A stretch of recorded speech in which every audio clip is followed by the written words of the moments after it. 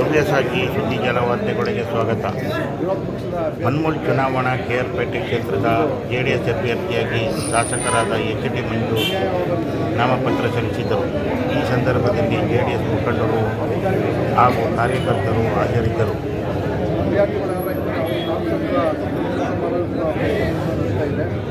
ಜೊತೆಗೆ ಅವರು ಚುನಾವಣಾ ಡೆಲಿಗೇಷನ್ ಪೂರ್ವದಲ್ಲೇ ಮಾಡಿದ್ರು. ಸೂಪರ್ವೈಸರ್ ಮುಖಾಂತರ ಹೆಚ್ಚುವರಿ ನಾಮಿನೇಷನ್ ಮುಖಾಂತರ ಡೆಲಿಗೇಷನ್ ಕವರ್ ಮಾಡ್ಕೊಳ್ಳೋಕ್ಕೆ ಪ್ರಯತ್ನ ಮಾಡಿದ್ರು. ಅದಕ್ಕೆ ಗೌರವಾನ್ವಿತ ನ್ಯಾಯಾಲಯ ಸೂಪರ್ವೈಸರ್ ಸಲಹೆ ಕೊಟ್ಟು ಇವಾಗಲೂ ಸಹ ನಾಮಿನೇಷನ್ ಸಹ ಅನುಮತಿ ಹೆಂಗೆ ಅಂತಂದರೆ ಯಾವುದೇ ಸಂಘಕ್ಕೆ ಸರ್ಕಾರದ ಸಹಾಯಧನ ಇದ್ದರೂ ಮಾತ್ರ ನಾಮಿನಿ ಕೊಡಲಿಕ್ಕೆ ಸಹಕಾರಿ ನೀಡಲು ಅವಕಾಶ ಇದೆ. ಆದರೆ AR ಮೇಲೆ ಒತ್ತಡ ತಂದು AR ತಂದು ನಾಮಿನಿ ಇರಲಿ ಬಿಡಲಿ ಎಲ್ಲ ಸಂಘಕ್ಕೂ ಸಹ ನಾಮಿನಿ ಪ್ರೋತ್ಸಾಹನ ಕೊಟ್ಟಿರಲಿ ಬಿಡಲಿ ಎಲ್ಲ ಸಂಘಕ್ಕೂ ಸಹ ನಾಮಿನಿ ಹಾಕೋದ್ರ ಮುಖಾಂತರ ಡೆಲಿಗೇಷನ್ ಹೆಚ್ಚು ಮಾಡೋಕ್ಕೆ ಪ್ರಯತ್ನ ಅದು ಫಲಪ್ರದ ಆಗಿಲ್ಲ. ಇವತ್ತು MPCSಗಳು JDS ಪರ ಕಾರ್ಯಕರ್ತರ ಕೈಲಿರೋದ್ರಿಂದ ಜಿಲ್ಲಾದ್ಯಂತ ಹೆಚ್ಚಿನ ಸ್ಥಾನಗಳು JDSಗೆ ಉಳಿಸುವ ಸಾಧ್ಯತೆ ತುಂಬ ಚೆನ್ನಾಗಿ ಜಾಸ್ತಿ ಇದೆ. ಹಾಗಾಗಿ ಅವರು ಮೈದು ವಾತಾವರಣದಿಂದಾಗಿ ಇಲ್ಲಿ ಬೇರೆ ಅನ್ಯ ಮಾರ್ಗ ಮುಖಾಂತರ ಅಕ್ರಮ ಮುಖಾಂತರ ಚುನಾವಣೆ ಗೆಲ್ಲಲು ಪ್ರಯತ್ನ ಮಾಡೋದಾಗಲ್ಲ.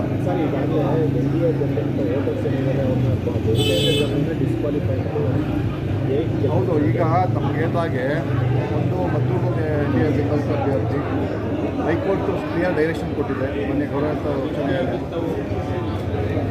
ವಿತಿನ್ ನವೆಂಬರ್ ಒಳಗಡೆ ಅದನ್ನು ಡಿಸ್ಪೋಸ್ ಮಾಡಿ ಅಂತ ಒಂದು ಹೈಕೋರ್ಟ್ ಆದೇಶನ ಉಲ್ಲಂಘನೆ ಮಾಡಿ ಇವತ್ತು ನಾಳೆಗೆ 31ಕ್ಕೆ ಅದನ್ನು ತೀರ್ಪು ಇಟ್ಕೊಂಡಿದ್ದಾರೆ. ಮಳವಳ್ಳಿ ಮುಂದೆ ಸಹ ನಾಳೆ 31ಕ್ಕೆ ಇಟ್ಕೊಂಡಿದ್ದಾರೆ. ಇನ್ನೊಂದು 3 ಕೇಸಲ್ಲಿ 3 ಪ್ರಕರಣ ರೈತರ ಇಟ್ಕೊಂಡಿದ್ದಾರೆ. ಇದು ಒಂದು ಸಹಕಾರಿ ವ್ಯವಸ್ಥೆಗೆ ಸರ್ಕಾರ ಮಾಡ್ತಾರಂಥ ಒಂದು ಅಪಚಾರ. ಸರ್ಕಾರ ಅಧಿಕಾರ ಕೈಯಲ್ಲಿ ಇಟ್ಕೊಂಡು ಮಾಡಿದರೆ ಇದು ಮುಂದುವರೆದ್ರೆ ಜಿಲ್ಲಾದ್ಯಂತ ಎಲ್ಲ ಕಡೆಯೂ ಸಹ ಹೆಚ್ಚಿನದಾಗಿ ಪ್ರತಿಭಟನೆಗಳಾಗಬೇಕಾಗುತ್ತೆ. ಅಧಿಕಾರಿಗಳು ಕಾನೂನು ಕೈಗೆ ತಗೊಂಡ್ರೆ ಇವತ್ತು ಸಾರ್ವಜನಿಕರು ಸಹ ಸಹಕಾರಿಗಳು ಸಹ ಅವರು ಸಹ ಒಬ್ಬ ತಿಳುವಳಿಕಸ್ಥ ಅಧಿಕಾರಿನೇ ಕಾನೂನು ಕೈಗೆ ತಗೊಂಡ್ರೆ ಸಹಕಾರಿಗಳು ಸಹ ಕಾನೂನು ಕೈಗೆ ತಗೊಳ್ಳೋಂಥ ದಿನ ಹತ್ರ ಬರ್ತಾ ಇದೆ.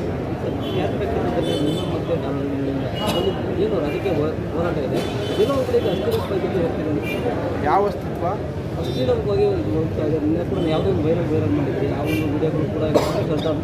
ಅಶ್ಲೀಲ ಅಲ್ಲ.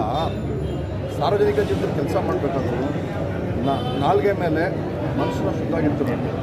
ಅಶುದ್ಧತೆ ಮತ್ತು ನಾಲ್ಗೆ ಮೇಲೆ ಇಡ್ತಾ ಇಲ್ಲ ಸಂದರ್ಭದಲ್ಲಿ ಕಾರ್ಯಕರ್ತರ ಮೇಲೆ ಸಹಕಾರಿಗಳ ಮೇಲೆ ದಬ್ಬಾಳಿಕೆ ಅನಿಸ್ತದೆ. ಎಲ್ಲ ಒಂದು ಕಡೆ ಅದು ಇವತ್ತು ತಾವು ಮೀಡಿಯಾಗಳು ಫಾಸ್ಟ್ ಆಗಿದ್ರಿ, ಸೋಷಿಯಲ್ ಮೀಡಿಯಾಗಳು ಫಾಸ್ಟ್ ಆಗಿದ್ರೆ ಗಮನಿಸ್ತಾರೆ, ಅದನ್ನು ಟ್ರ್ಯಾಪ್ ಮಾಡ್ತಾರೆ. ಅಂಥ ಸಂದರ್ಭದಲ್ಲಿ ಅವ್ರ ನಡವಳಿಕೆ ಸರಿ ಇಲ್ಲ ಸಂದರ್ಭದಲ್ಲಿ ಅದು ಆಟೋಮೆಟಿಕ್ ವೈರಲ್ ಆಗುತ್ತೆ. ಇವತ್ತು ನಮ್ಮದು ಅಷ್ಟಕ್ಕೆ ಮಾತ್ರ ಇವತ್ತು ರಾಜ್ಯಾದ್ಯಂತ ಎಂಥ ಪ್ರಕರಣಗಳನ್ನ ತಾವು ಸಹ ಮೀಡಿಯಾದರು ಟ್ಯಾಕಲ್ ಮಾಡಿಲ್ಲ, ವೈರಲ್ ಮಾಡಿಲ್ಲ. ಅದು ನಿಜವಾಗೂ ಅದು ನೈಜವಾಗಿ ನಡೆಯುವಂಥ ಘಟನೆ.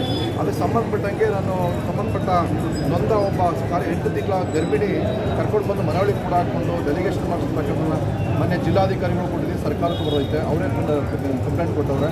ಅದು ಪೂರ್ವಕವಾಗಿ AC ಅವ್ರ ತನಿಖೆ ಮಾಡಿಸಿದ್ದಾರೆ ಜಿಲ್ಲಾಧಿಕಾರಿಗಳು. AC ಅವರು ಸಹ ಪೂರ್ವಕವಾಗಿ ವರದಿ ಕೊಟ್ಟಿದ್ದಾರೆ. ಪೊಲೀಸ್ ತನಿಖೆ ಆಗಲಿ ಅಂತ ಹೇಳಿದರೆ ಪೊಲೀಸ್ ತನಿಖೆಯೂ ಸಹ ಸ್ಪಷ್ಟವಾಗಿ ಹೇಳಿದ್ದಾರೆ. ಇನ್ನೂ ಏನೂ ಕ್ರಮ ಆಗಿಲ್ಲ. ಅದಕ್ಕೆ ಸಂಬಂಧಪಟ್ಟಂಗೆ ಸರ್ಕಾರಕ್ಕೂ ನಾನು ಒಬ್ಬ ಶಾಸಕನಾಗಿ ನನ್ನ ಕ್ಷೇತ್ರದಲ್ಲಿ ಹಿಂಗೆ ಅಕ್ರಮವಾಗಿ ಚುನಾವಣೆ ಬರೆಯೋದು, ಡೆಲಿಗೇಷನ್ ಎದುರಿಸೋದು, ಧಮಕಿ ಹಾಕೋದು, ದಬ್ಬಾಳಿಕೆ ಮಾಡೋದು, ಜೀವ ಭಯ ಹುಟ್ಟಿಸುವಂಥ ಪ್ರಕರಣಗಳು ನಡೀತಾ ಇದೆ. ಅದಕ್ಕೆ ಸರ್ಕಾರದ ಕಡೆಯಿಂದ ಸಂಬಂಧಪಟ್ಟ ಮೇಲೆ ಕ್ರಮ ಆಗಬೇಕು ಅಂದ್ಬಿಟ್ಟು ನಾನು ಒತ್ತಾಯ ಮಾಡಿ ಪತ್ರನೂ ಬರೆದಿದ್ದೀನಿ.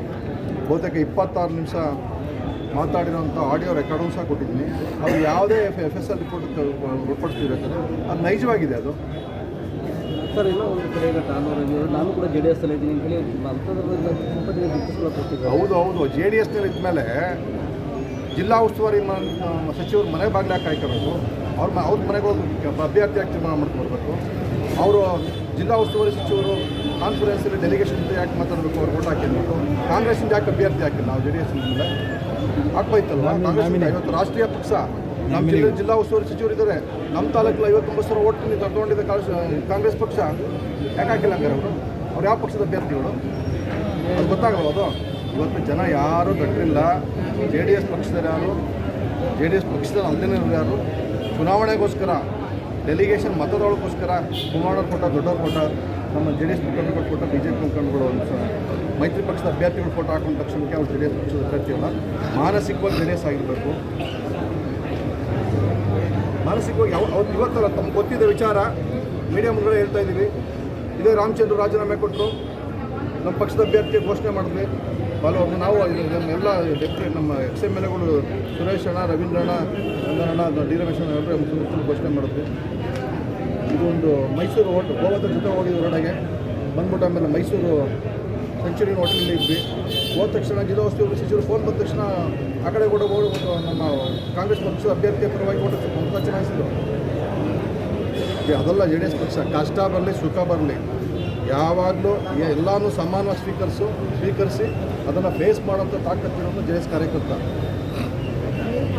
ಹೇಗಿದೆ ಸರ್ ಈಗ ಕ್ಷೇತ್ರದಲ್ಲಿ ನಾಮಿನಿಗಳು ಹಾಕ್ಸ್ಕೊಂಡಿದ್ದಾರೆ. ಯಾರು ನಮ್ಮ ನಾಮಿನಿ ಯಾರ ಪರವಾಗಿ ಹಾಕ್ಕೊಟ್ಟಿದ್ದಾರೆ?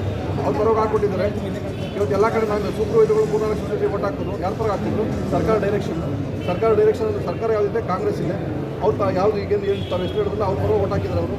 ಅವ್ರು ಜೆ ಡಿ ಎಸ್ ಈಗ ಅವ್ರನ್ನ ಕಾಂಗ್ರೆಸ್ ಅಂತ ಹೇಳ್ತಾರೆ.